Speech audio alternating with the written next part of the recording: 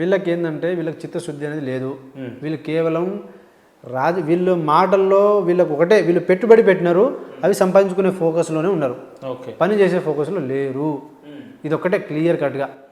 అందుకని ఆ పార్టీలో నుంచి ఈ పార్టీ, ఈ పార్టీ నుంచి ఆ పార్టీ.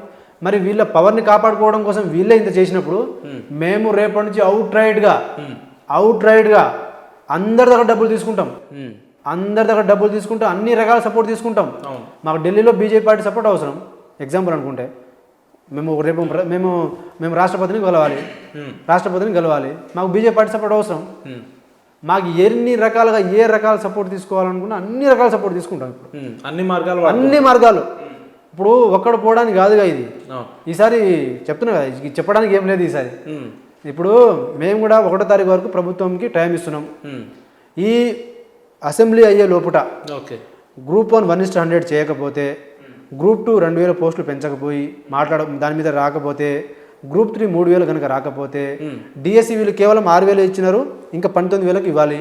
ఇది ఇవ్వకపోతే, కానీ మీరు పోరాటం చేసిన సందర్భంలో డిఎస్సిని పోస్ట్పోన్ చేయాలని మీరు ప్రధాన డిమాండ్ తోటి ముందుకు పోయారు కదా సార్. ఆ సందర్భం వేరు సార్.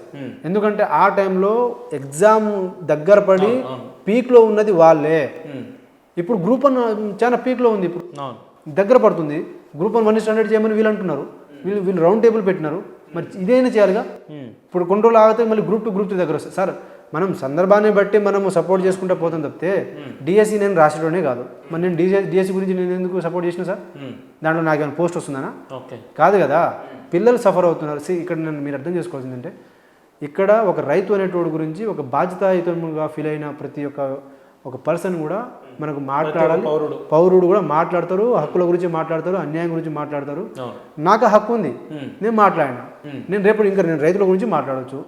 రేపు నేను ఇప్పుడు గుళ్ళో ఉన్నటువంటి ఇప్పుడు ప్రతి బస్ స్టాండ్లలో చక్కగా నీకు ఇన్ఫ్రాస్ట్రక్చరే లేదు, దుమ్ము ధూళి లేస్తూనే ఉంటుంది, బాత్రూమ్లే చక్కగా ఉండవు. దాని గురించి మాట్లాడుతూ చెప్పాలంటే చాలా ఉంటాయి. నేను అన్నిటి గురించి ఎందుకు లేదు సార్? నాకు హక్కు ఉంది కదా. అన్నిటికంటే మించింది నేను పర్సనల్గా ఈ అన్ఎంప్లాయ్మెంట్, నేను 3 ఎకరాల భూమి అమ్మినప్పుడు ఆ భూమి అమ్మే ప్రాసెస్లో ఎంత స్ట్రగుల్ అయినానో, ఎన్ని రకాల కామెంట్లు. కానీ కేవలం ఇవి వీటితో నేను ఎమోషనల్గా నేను టచ్ అయినా కాబట్టి, దీనికి చాలా పెయిన్ఫుల్గా నేను ఫీల్ అయినా కాబట్టి నేను దీనికి ఓన్ చేసుకున్నాను. కానీ కేవలం మీ వ్యక్తిగత రాజకీయ ఎదుగుదల కోసమే మీరు విద్యార్థుల్ని ముందు పెట్టి నడిపిస్తున్నారు, మీ రాజకీయ భవిష్యత్తు కోసమే విద్యార్థులను వాడుకుంటున్నారు. విద్యార్థులని స్వయంగా ముఖ్యమంత్రి గారే విద్యార్థుల ముందులు పెట్టి నేను నడిపేలే. విద్యార్థుల ముందర నేను ఉండి నా ప్రాణాన్ని ముందులు పెట్టి నేను వాళ్ళ కోసం నేను నడిచిన. వాళ్ళని ముందులు పెట్టి వెనకాల నుంచి నడిపేయడం అంటే, మీరు కేసులైనా పోనీ, మీ ప్రాణాలైనా పోనీ, మీరు తగలబెట్టుకోరి ఇది చేయండి అది చేయండి అని చెప్పేసి అది ఉసిగొలపడం అంటారు, అది రాజకీయం చేయడం అంటారు, అది రెచ్చగొట్టడం అంటారు. కాంగ్రెస్ పార్టీ కార్యకర్తలు మా జోలికి వస్తే లాగుల్లో తొండలేసి కొడతామని చెప్పేసి మాటలు ఆయనకు వస్తుంది. ఒక బాధ్యత కలిగిన ఒక విద్యార్థి నాయకుడిగా నేను రిస్క్ తీసుకున్నా. నేను దెబ్బలు తినడానికి సిద్ధం. వీళ్ళకు ఉన్నటువంటి గుండాయిజంలో, వీళ్ళటువంటి గుండా బలంలో రేపు నన్ను 3 ముక్కలు చేయడానికి ఎంతసేపు సార్ నన్ను చేయడానికి? ఒకవేళ ఆ పరిస్థితి వస్తే మీరు సిద్ధంగా ఉన్నారా? నేను దేనికైనా సిద్ధం సార్.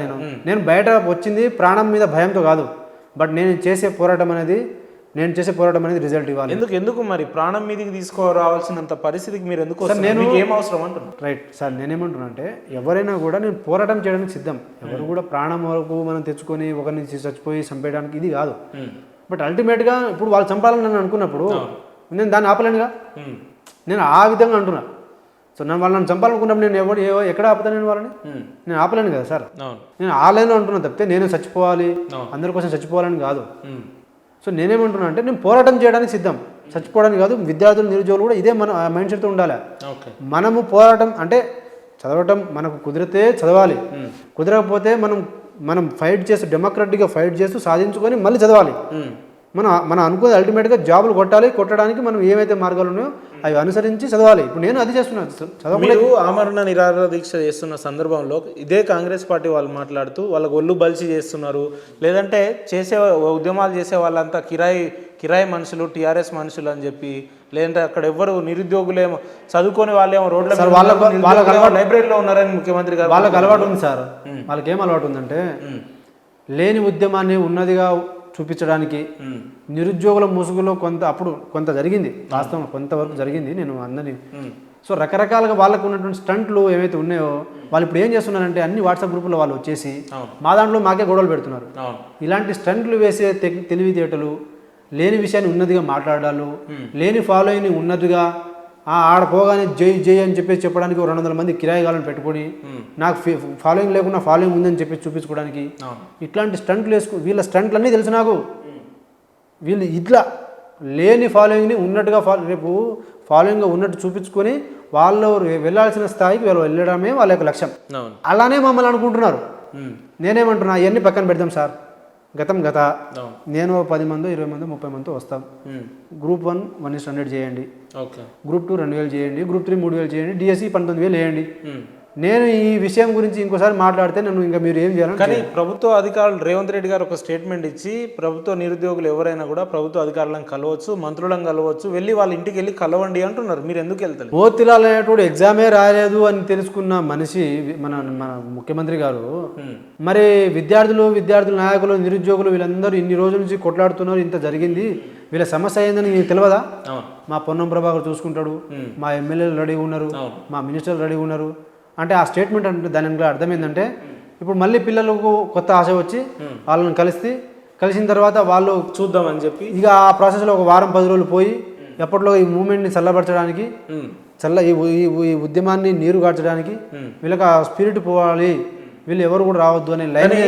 ఒక నిరుద్యోగిగా చెప్పండి, ఇప్పుడు ప్రిపేర్ అయ్యే లక్షల మంది నిరుద్యోగుల మానసిక స్థితి ఎట్లా ఉంటుంది వీళ్ళు ప్రిపేర్ అయ్యే సందర్భాలలో అంటే ఏం చెప్తారు మీరు? ఈ ప్రపంచంలో అతి కష్టమైన పని చదవటం సార్. ఓకే, ఈ ప్రపంచం అన్నిటికంటే కష్టమైన పని చదవటం. చదువు ఒకటే, ఓపికగా చదువు ఒకటే సార్. ఇప్పుడు నీకు సైకలాజికల్ ఎలా ఉన్నా కూడా నువ్వు పని చేస్తావు మాస్గా, కానీ చదువు అట్లా కాదు కదా సార్. కూర్చోవాలి. ఇప్పుడు ఇట్లా కూర్చుని చదువుతున్నాడు ఒక కాన్సన్ట్రేషన్, మన బాడీ యొక్క పోస్చర్ని బట్టి కూడా మన కాన్సన్ట్రేషన్ లెవెల్ ఉంటుంది. ఇట్లా చదువుకున్నప్పుడు ఒకమైనటువంటి కాన్సన్ట్రేషన్ ఉంటుంది. మనం కాళ్ళు మడత పెట్టుకొని ఇట్లా పట్టుకున్నప్పుడు ఒకమైనటువంటి కాన్సన్ట్రేషన్ ఉంటుంది.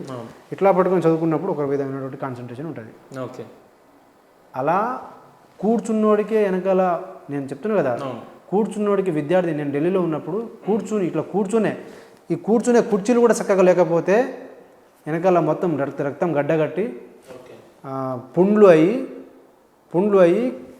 15 లక్షలు 20 లక్షలు ట్రీట్మెంట్ జరిగిన రోజులు కూడా ఉన్నాయి అంటే చదివేటోడికి, ఒక యాస్పిరెంట్కి.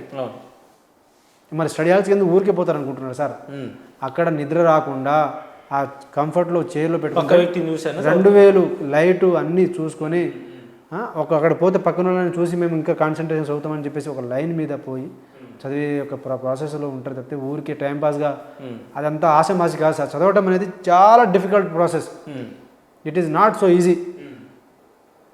సో దాన్ని మనం సింపుల్గా కిరాయి ఇవ్వడానికి మేము 10,000 పెట్టి బయట రోడ్ల మీద ఇవ్వడానికి ధర్నాలు చేయడానికి వస్తారా సార్?